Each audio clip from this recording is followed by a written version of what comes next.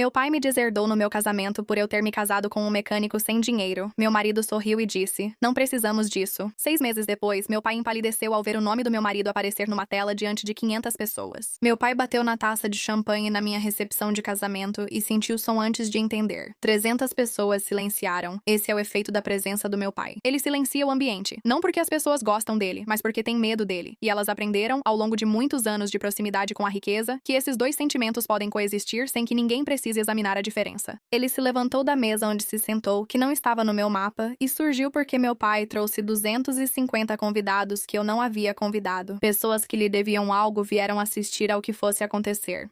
Ele pigarreou, como quem já domina o silêncio e quer que você perceba o momento em que o assume. "Tenho algo a dizer", ele anunciou, "sobre a escolha da minha filha. Seu nome é Richard Ashford. Ele é ou já foi dono, em diferentes momentos nos últimos 30 anos, de cerca de metade de Manhattan. Digo isso não para falar da minha herança interrompida, mas porque é a única forma de descrever como era crescer sendo o que ele mais amava e, ao mesmo tempo, menos tratava como pessoa. A partir de agora, ele declarou no silêncio: Fiona Ashford não é mais minha filha, sem herança, fundo fiduciário ou direito às propriedades Ashford." Ele terminou sua taça de champanhe. Ele colocou a taça sobre nossa mesa, entre o bolo de casamento pelo qual minha melhor amiga, Caro, discutiu com a confeitaria por 6 semanas e as pequenas ervas em vasos que usamos como centro de mesa porque James e eu as plantamos juntos no apartamento do Brooklyn para onde nos mudamos 3 meses antes do casamento. Ele sorriu, aquele sorriso específico e ensaiado de um homem que foi a pessoa mais poderosa em todos os lugares que entrou nos últimos 30 anos.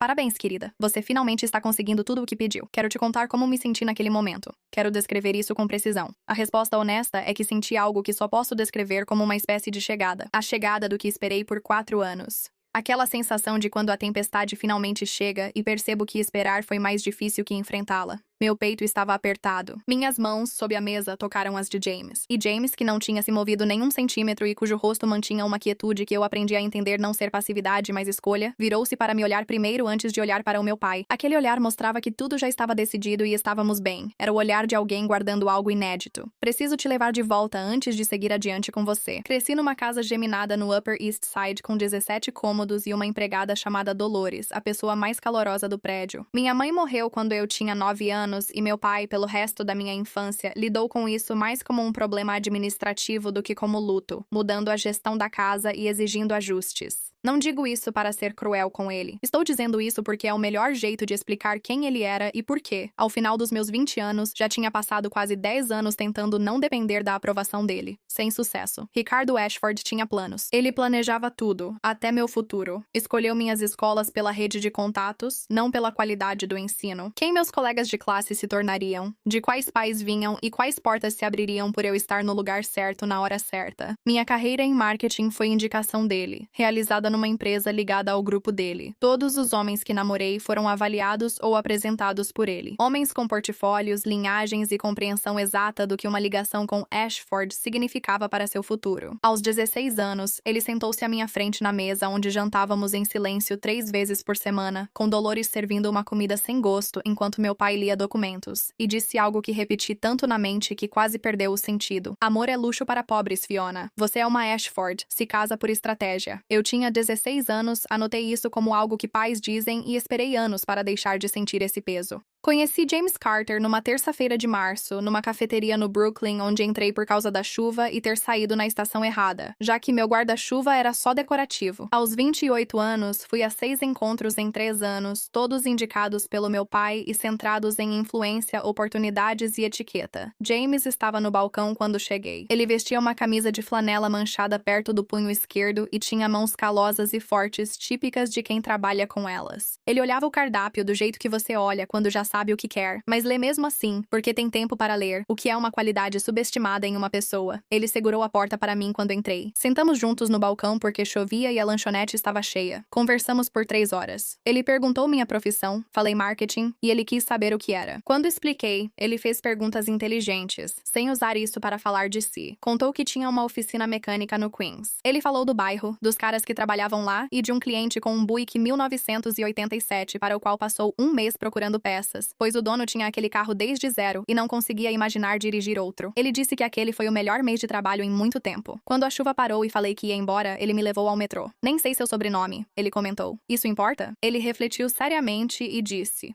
"Não, na verdade não. Só quero saber o que te faz rir." Ninguém nunca me disse isso. Em 28 anos, ninguém nunca havia me dito isso ao tentar me conhecer. Fui pra casa, pensei nisso por 3 dias e voltei à cafeteria na sexta de manhã. Ele estava lá no mesmo banco, conversamos por mais 4 horas e só contei meu sobrenome 2 semanas depois. Quando finalmente contei, ele disse, ok, e pediu outro café. Meu pai mandou investigar James em até 72 horas depois que eu contei o nome dele. Sem ativos importantes, ele me contou em um daqueles jantares irrecusáveis, onde a comida pouco importa. Só tinha uma conta básica de aposentadoria. Sem conexões, dinheiro de família ou rede relevante. Ele pousou o garfo. Uma oficina mecânica no Queens. Essa foi sua escolha. Eu disse que ele é um homem bom. Homens bons são engolidos por impérios, Fiona, não os constroem. Ele cortou todos os cartões de crédito que vinha subsidiando naquela semana. Pediu favores em todas as grandes agências de marketing de Manhattan e garantiu que meu nome fosse retirado das listas de consideração. Ele não me contou que tinha feito isso. Descobri quando 3 retornos que eu estava esperando simplesmente pararam de chegar e uma amiga de uma agência me contou discretamente enquanto tomávamos uns drinks o que tinha ouvido. Pela primeira vez entendi a diferença entre um pai difícil e um que destrói o que você ama. Por 28 anos, achei que era apenas o primeiro caso. Guardei a segunda opção e continuei vendo James. Quando ficamos noivos, meu pai apareceu de surpresa no nosso apartamento no Brooklyn em um domingo de manhã e ficou na sala de estar. Ele não se sentou como quem acha que sentar o iguala a um ambiente inferior. Abriu o talão de cheques. 5 milhões de dólares, disse. Cancele o casamento. James estava na cozinha fazendo café. Não sei se ele ouvia. Nunca contou. Não, respondi. 10 milhões. Última oferta. Eu não estou à venda. O rosto dele mudou, uma qualidade que eu nunca tinha visto nele, que era a raiva específica de um homem acostumado a todo número ser suficiente e que acabou de encontrar um valor que não é. O maxilar dele se contraiu, os olhos ficaram um pouco mais frios. Você não vai ter nada, ele disse. Sem nome, sem dinheiro, nada, igual a ele. Da cozinha sem elevar a voz, James disse. Senhor Ashford, acho melhor ir embora. Meu pai olhou para a cozinha, depois para mim, e saiu. James trouxe café, sentamos no sofá e só falou quando toquei no assunto. Pessoas que te amam não colocam preço nisso. Isso era tudo que eu precisava saber sobre seu pai. Ele perguntou se eu queria ir à feira, aceitei e fomos. Foi uma das melhores manhãs da minha vida. Meu pai veio ao casamento não para participar, mas para assistir, para trazer seu próprio público e transformar o evento em algo diferente do que tínhamos planejado. Nós tínhamos convidado 50 pessoas. Nossos amigos, colegas, a família do James, a Caro e o marido, além de alguns funcionários antigos da loja do James. Tínhamos alugado um espaço pequeno no Brooklyn, um galpão reformado com boa iluminação e um sistema de som decente, e um serviço de buffet que encontramos por indicação de um amigo, e eles eram exatamente tão bons quanto prometido. Ele chegou com mais 250 convidados adicionais. 250 pessoas que deviam algo a ele, e que aparentemente deviam a presença no casamento da filha dele como parte do acerto. Repórteres de sociedade, parceiros de negócios, pessoas que meu pai colecionava do jeito que certos homens colecionam provas da própria importância. Eles lotaram o salão de um jeito que nossos 50 convidados jamais conseguiriam, o que eu acho que era exatamente o objetivo. Eu soube que ele viria 2 horas antes da cerimônia, através de uma ligação do gerente do local, que disse, com o profissionalismo cauteloso de quem está lidando com algo realmente sem precedentes, que um grupo significativo de pessoas havia chegado e estava pedindo para ser acomodado. Liguei para a Caro, liguei para o James. James disse, deixa eles entrarem, vai dar tudo certo. Ele disse isso com o mesmo tom que ouvi na cozinha quando mandou meu pai ir embora, como um homem que já sabe como a história termina. A cerimônia foi tranquila e perfeita. Marcos, amigo do James que se tornou ministro 6 meses antes só para isso, celebrou nosso casamento diante de 50 pessoas que realmente queriam estar presentes. Os outros 250 observavam de longe, com roupas caras e celulares, aguardando o motivo de terem sido levados ali. Meu pai esperou até após os votos e a confirmação do casamento para falar, garantindo que eu fosse oficialmente esposa de James Carter. Só então brindou. Ele discursou mais do que relatei e era muito habilidoso nisso. Richard Ashford já tinha feito mais discursos em sua vida do que a maioria das pessoas faz apresentações, e ele entendia o ritmo, entendia o peso teatral de uma pausa, sabia como fazer a plateia sentir que estava ouvindo algo importante. Ele falou sobre o nome Ashford, falou sobre legado e estratégia. Ele disse parasita, e fiquei gelada. Senti a mão de James nas minhas costas e me aqueci. Ele parou na nossa mesa e olhou para James como quem vê um obstáculo. Um mecânico de mãos calejadas e bolsos vazios falou para 300 pessoas, algumas com celular. James se levantou e ajeitou a gravata que Caro ajudou a escolher. Um azul marinho escuro fazia seus olhos brilharem de forma especial.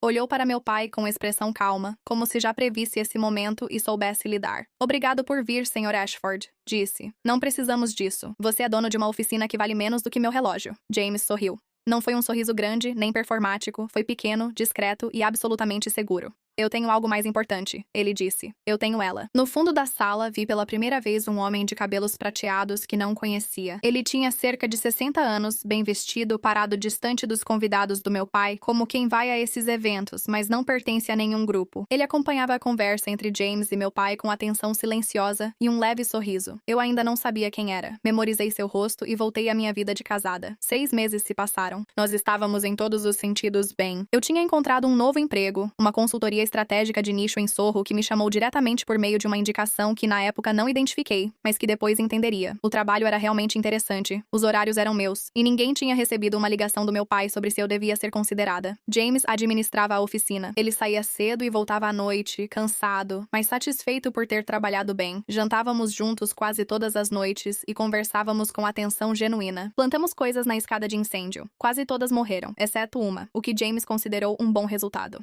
Foram 6 bons meses. Quero deixar claro, pois essa história traz uma revelação e isso pode fazer pensar que o tempo anterior foi vazio. Não foi. Os 6 meses foram exatamente o que pareciam por dentro. 2 pessoas que tinham escolhido uma a outra e estavam vivendo dentro dessa escolha. Mas eu percebia as coisas. Sempre fui alguém que repara. Eu percebia, guardava e deixava essas coisas se acumularem sem forçá-las a tomar uma forma antes da hora. As ligações telefônicas. James tinha um escritório em casa, um pequeno quarto ao lado da sala com apenas uma escrivaninha e um abajur. Às vezes, à noite, eu ouvia ele ao telefone com a porta entreaberta, falando com uma voz diferente da do jantar, da feira ou das ligações com a mãe aos domingos. Precisa. Seca. A economia de palavras característica de uma pessoa que valoriza o tempo de uma forma muito profissional. Não reconheci a voz dele após 4 anos de convivência, mas não perguntei, pois aprendi com James que perguntas antecipadas geram respostas incompletas, e as completas valem a espera. O laptop foi a segunda coisa. Ele tinha um laptop pessoal que nós compartilhávamos de vez em quando, receitas, viagens, aquele tipo de vida digital doméstica que exige uma tela para 2 pessoas. Mas havia outra máquina, fina e cinza na escrivaninha do escritório em casa, que nunca vi ele usar para nada pessoal. Às vezes, quando eu batia, isso já estava aberto na tela dele e ele fechava sem pressa, não por segredo, mas por ainda não estar pronto. Há uma diferença entre essas 2 coisas, algo que aprendi com James. Pausa rápida. Para mais histórias assim e melhores, meu Spotify está na descrição. A ida a São Francisco foi algo óbvio e, em retrospecto, revelador. Ele a descreveu como visita a um fornecedor. 4 dias. O tipo de viagem que faz sentido para alguém que administra um negócio e precisa manter relacionamentos com as pessoas que o mantém funcionando. Ele voltou mais quieto do que o normal. Não estava distante. James nunca foi distante comigo, o que é uma das coisas que eu tinha decidido que não poderia viver sem, mas ele carregava algo, o peso particular de alguém que guarda algo com cuidado até o momento certo. Perguntei a ele certa vez, sentada à mesa da cozinha numa quinta-feira à noite de setembro, diante do macarrão que ele tinha feito, se havia algo que eu devesse saber. Eu estava tão absorta nos meus próprios pensamentos que mal senti o gosto. Ele me olhou por um tempo, o olhar específico e completo dele sobre as coisas. Ele disse que sim, mas ainda não, em breve. Assenti e confiei. Eu confiei nisso porque, em 4 anos conhecendo James Carter, ele nunca me disse algo que depois se mostrou diferente da verdade. Não a verdade estratégica e calibrada do mundo do meu pai, mas a verdade simples, daquele tipo que às vezes é inconveniente, e mesmo assim é dita, porque a alternativa exige mais energia do que economiza. Se ele dizia ainda não, era isso mesmo, sem disfarces. Em outubro, contou sobre o Met Gala. O CEO da Nexus IA faria uma aparição pública. Ele queria que eu estivesse lá. Ele disse isso com a escolha cuidadosa de palavras de quem está dizendo a verdade literal, mas ainda não está contando toda a verdade. E eu ouvi as 2 coisas ao mesmo tempo e disse que sim, eu iria. Eu lia as matérias da Forbes ocasionalmente desde o início. A série Fundador Fantasma mostrava perplexidade jornalística genuína. Aqui estava uma empresa fazendo um trabalho realmente transformador, avaliada em 4,7 bilhões de dólares, com uma estrutura de liderança que aparentemente conseguiu permanecer não identificada por 3 anos em um setor onde identidade é moeda de troca. Funcionários relataram que a CEO tinha conhecimento profundo do trabalho, diferente da maioria dos executivos, e aparecia sem avisar junto às equipes de engenharia à meia-noite para analisar problemas. Recusou convites para palestras, entrevistas e perfis por 3 anos, sempre respondendo que preferia deixar o produto falar por si. Li esses artigos sem relacioná-los à minha vida, algo que agora vejo ser a intenção de James. Meu pai mencionou o acordo com a Nexus IA em um dos almoços que eu ainda frequentava, já que costumo lidar com situações complicadas em vez de evitá-las. Ele falou sobre isso com uma fome diferente do seu apetite normal. Era algo que realmente queria, não por obrigação. 50 milhões de dólares, ele disse. Uma parceria de centro de dados. Tentou marcar reunião com a equipe jurídica por meses e só diziam que alguém entraria em contato. No fim, alguém realmente entrou, mas de um jeito inesperado. O baile de gala estava espetacular, daquele jeito impessoal e cuidadosamente planejado dos eventos, onde o local foi projetado para impressionar pessoas que estão ali para impressionar. Eu circulei pelo salão, peguei um copo de água e depois um copo de vinho. Conversei com uma mulher de uma ONG sobre o trabalho deles em acesso digital em áreas rurais que achei interessante. Eu sempre perdia o Jaime na multidão e o achava de novo nas extremidades dos salões, onde conversava com todos com a atenção típica de quem conhece quase todos no prédio. Pensei, ele conhece muita gente aqui para quem administra uma oficina no Queens. Guardei isso com outras coisas na pasta que só aumentava. Às 9, as luzes se apagaram e uma mulher desconhecida subiu ao palco. Meia-idade, brincos de prata, autoridade serena de quem comanda. Ela descreveu a organização sem fins lucrativos, agradeceu aos patrocinadores e então mudou levemente o peso do corpo, do jeito que as pessoas fazem quando o que vem a seguir é mais importante do que o que veio antes. Pela primeira vez na história da empresa, a fundadora e CEO da Nexus IA aceitou falar pessoalmente ao público esta noite. 500 pessoas se inclinaram como quem espera algo. Procurei James, mas ele não estava mais ao meu lado. Meu pai, 4 mesas à frente, ajeitou a gravata e se inclinou com a atenção de quem tenta entrar em uma sala há 2 anos e acha que finalmente achou a porta. Por favor, recebam James Carter, disse a mulher.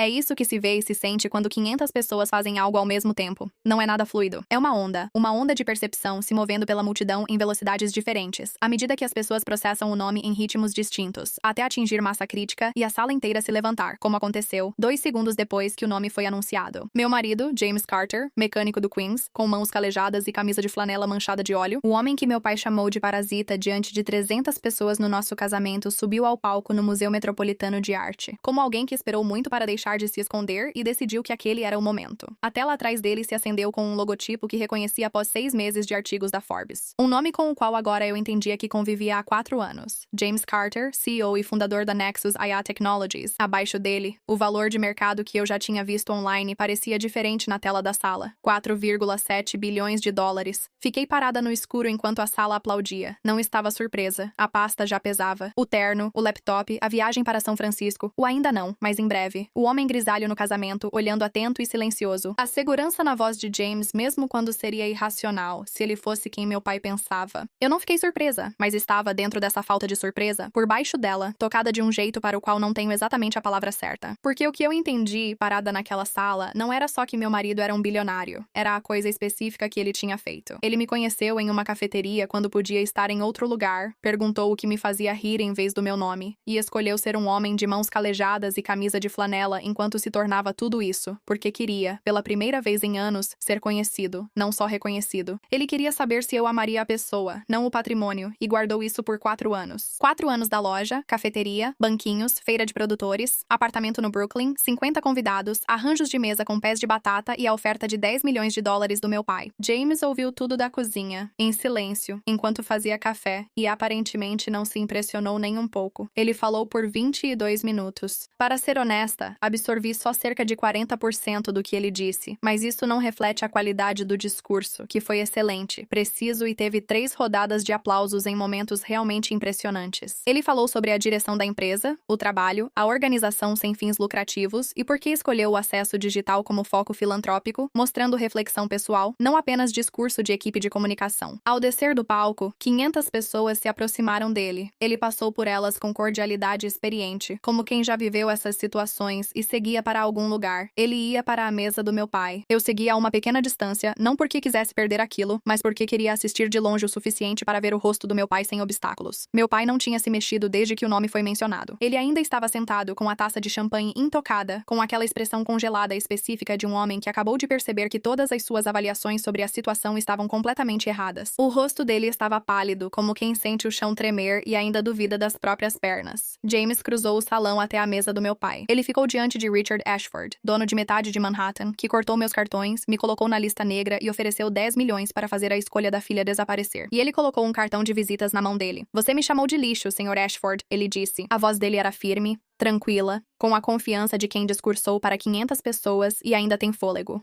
Um pé de graxa, um parasita. Não importava se eu consertava carros ou comandava empresas. Sempre fui a mesma pessoa. Só sua percepção sobre meu valor mudou esta noite. Ele passou o braço pela minha cintura. Eu estava lá. Aproximei-me dele sem pensar, como buscamos calor no frio. James disse que a Nexus IA não fará parceria com a Ashford Properties. Não recompenso quem vê a família como ativo.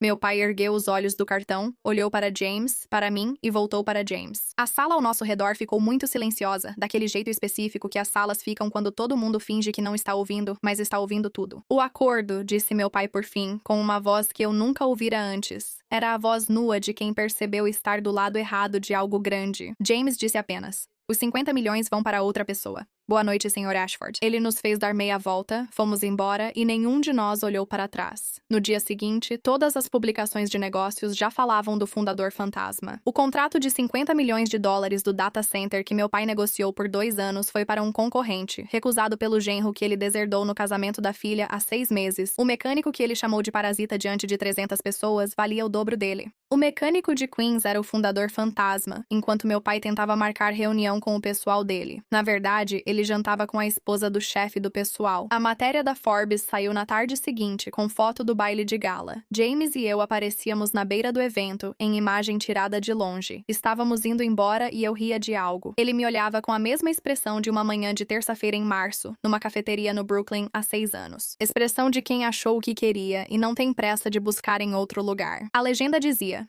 CEO da Nexus IA James Carter, com a esposa Fiona, anteriormente Fiona Ashford, filha do incorporador imobiliário Richard Ashford, cuja empresa, Ashford Properties, foi confirmada esta semana como preterida na parceria de 50 milhões de dólares para o centro de dados da Nexus IA. Os Carter não estavam disponíveis para comentar. Eu não estava indisponível. Fazia café na cozinha no Brooklyn, lendo o artigo no celular com um biscoito. Não um cachorro, mas a samambaia torta que James me deu no nosso primeiro aniversário porque mencionei que sempre matava plantas, mas queria tentar de novo. Sentada no parapeito da janela na luz da manhã, James entrou do seu escritório em casa, aquele com o segundo laptop, que agora eu entendia não ser um mistério a ser resolvido, mas simplesmente uma divisão entre trabalho e lar que ele mantinha porque acreditava que ambos mereciam sua total atenção. Você viu? Ele disse. Eu vi. Ele se serviu de café. Sentou-se à minha frente na mesa da cozinha. Ele me olhou como sempre, com a atenção tranquila de quem perguntou o que me fazia rir na plataforma do metrô na chuva, e vem descobrindo desde então. Eu deveria ter contado antes, ele disse. Concordei e entendi por que você não contou. Casei com você quando era mecânico do Queens. Me casaria de qualquer forma. Ele assentiu. Já sabia. Ele esperou 4 anos para ter certeza. E agora sabia. Isso era o mais importante para ele, como vi na expressão de seu rosto quando falei. Não estava exatamente aliviado, mas em paz. A expressão de alguém que carregou algo com muito cuidado por muito tempo e finalmente pôde deixar isso de lado. Meu pai me ligou 3 semanas depois do baile de gala. Ele ligou do seu número direto, que raramente usa. Sei que era esse número porque sei esse número de cor desde os 12 anos. Deixei tocar.